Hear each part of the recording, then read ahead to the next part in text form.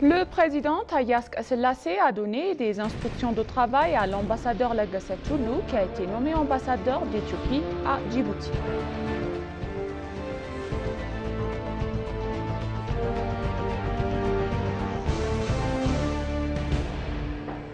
Le Conseil des ministres éthiopien, l'organe exécutif du pays, a approuvé le mardi un règlement portant création de la Commission éthiopienne de l'énergie nucléaire.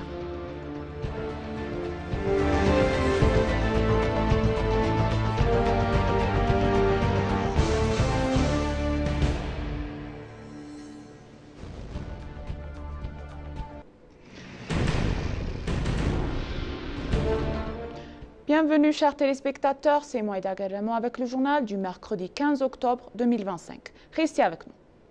Le président Tayyas Selassie a donné des instructions de travail à l'ambassadeur Legacy Toulou qui a été nommé ambassadeur d'Éthiopie à Djibouti.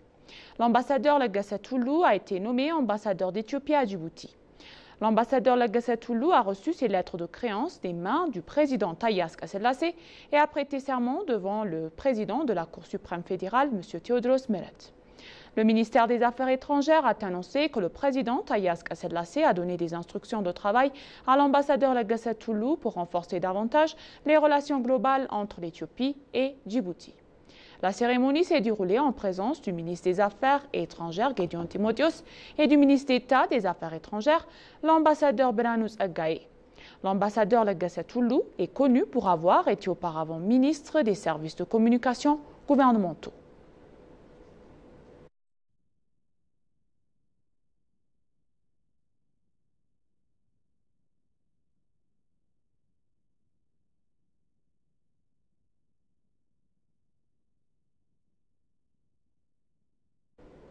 Le président Tayyas Selassie a reçu hier au Palais national des lettres de créance du 14 nouveaux ambassadeurs représentant divers pays de la Ligue arabe.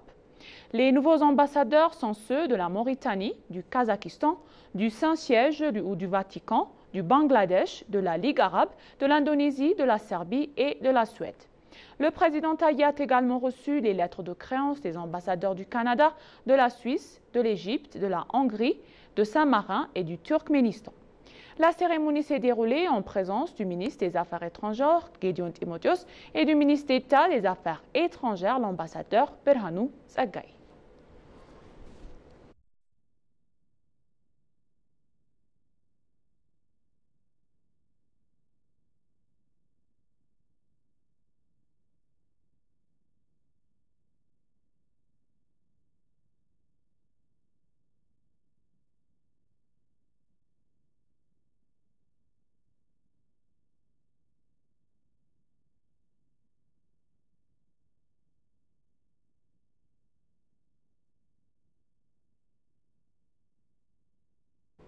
Le Conseil des ministres éthiopien, l'organe exécutif du pays, a approuvé le mardi un règlement portant création de la Commission éthiopienne de l'énergie nucléaire.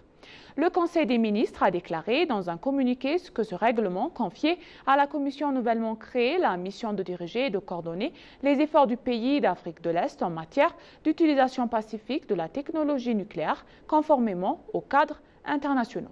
Il a souligné l'importance vitale de promouvoir l'application de la technologie nucléaire pour alimenter les ambitions de développement du pays, principalement dans les domaines liés à l'accès de l'énergie électrique, au développement industriel, aux soins de santé, ainsi qu'à la science et à la recherche.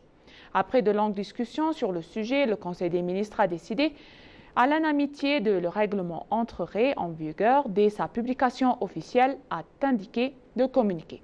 Par ailleurs, le Premier ministre éthiopien Abiy Ahmed a nommé Sandoq Debebe, le commissaire en chef de la Commission éthiopienne de l'énergie nucléaire. M. Debebe était auparavant chef du cabinet du Premier ministre.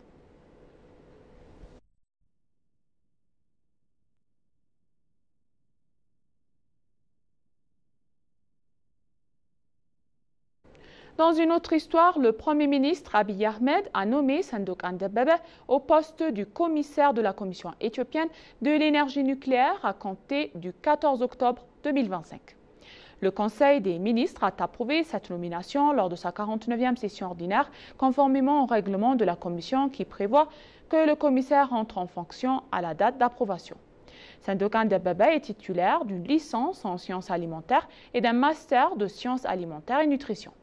Il a précédemment occupé les postes de directeur général au Centre d'information scientifique et technologique du PDG de la Société de développement des parcs industriels et plus récemment le chef du cabinet du Premier ministre, poste qu'il s'occupe depuis 2 ans. La commissaire éthiopienne de l'énergie nucléaire est chargée de coordonner le programme d'énergie nucléaire du pays, notamment la production d'énergie, les applications médicales et la recherche agricole en coopération avec des partenaires internationaux. En tant que commissaire, Sandokan Debaba supervisera la mise en œuvre du mandat de la Commission et veillera au respect des réglementations nationales et des normes internationales de sécurité.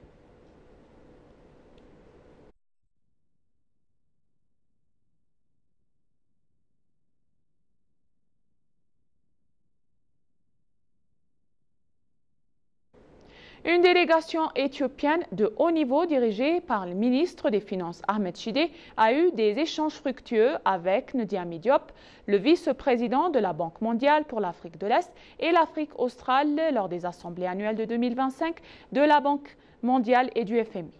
La délégation comprenait M. Yoptek Kalling, le gouverneur de la Banque nationale d'Éthiopie, Taweldat Nafou, le conseiller principal du Premier ministre et d'autres hauts responsables. Les deux parties ont échangé leur point de vue sur les réformes macroéconomiques encore en Éthiopie, l'avancement des projets en cours et les principaux axes de collaboration futurs. Le ministre Ahmed Shide a exprimé sa gratitude à la Banque mondiale pour son important soutien technique et financier, reconnaissant son rôle essentiel dans la mise en œuvre de l'ambitieux programme de développement de l'Éthiopie. Il a fait le point sur la mise en œuvre des réformes en faveur des pauvres et a souligné l'importance de soutien continu de la Banque mondiale pour soutenir les dynamiques des réformes. Il a également souligné la nécessité d'accroître l'aide des domaines tels que la productivité agricole, l'énergie, le développement du capital humain, l'intégration régionale et des infrastructures. Diop a félicité le gouvernement éthiopien pour son leadership de haut niveau et son approche pan-gouvernementale qui a permis le succès du programme de réforme globale, notamment la réalisation d'objectifs macroéconomiques cruciaux en seulement 1 an après son lancement.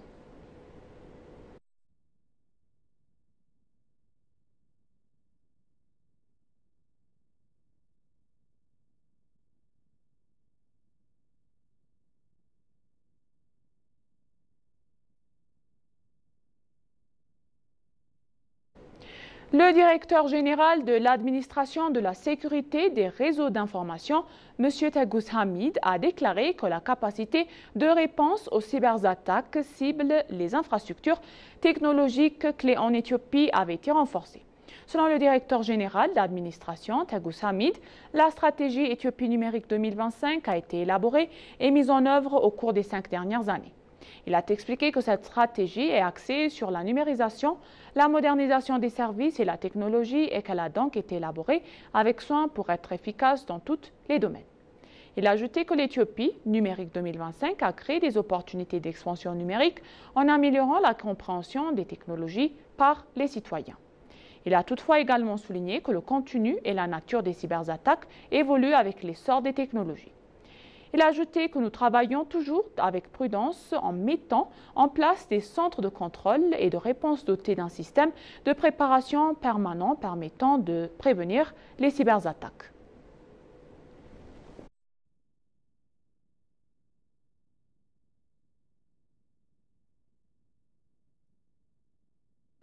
Pour conclure le journal d'aujourd'hui, donc, la stratégie d'Afrique de EFTP contribuera à la réalisation des objectifs du continent en accélérant le développement cohérent des compétences, a déclaré le président de la Commission de l'Union africaine, Mohamed Ali Youssouf.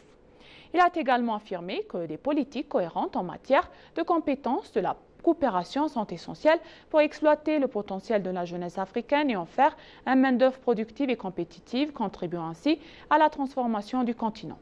La deuxième semaine africaine des compétences a débuté au siège de l'Union africaine où la stratégie africaine de l'EFTP pour les 10 prochaines années a été dévoilée.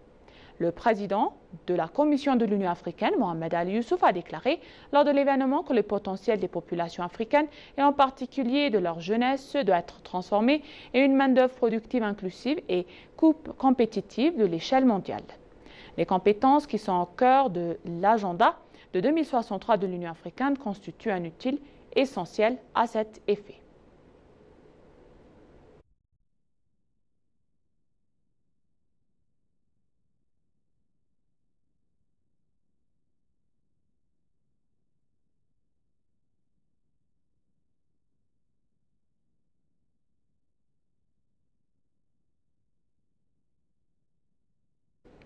Et maintenant, chers téléspectateurs, je vous rappelle les titres principaux. Le président Taye Asselassie a donné des instructions de travail à l'ambassadeur Lagassa Toulou qui a été nommé ambassadeur d'Éthiopie à Djibouti.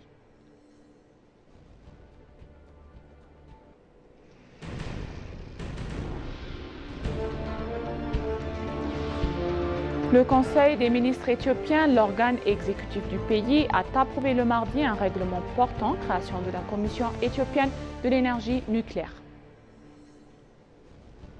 Merci, chers téléspectateurs. Ainsi s'achève le journal d'aujourd'hui. C'était Moïda Gadamo et je vous souhaite une bonne journée.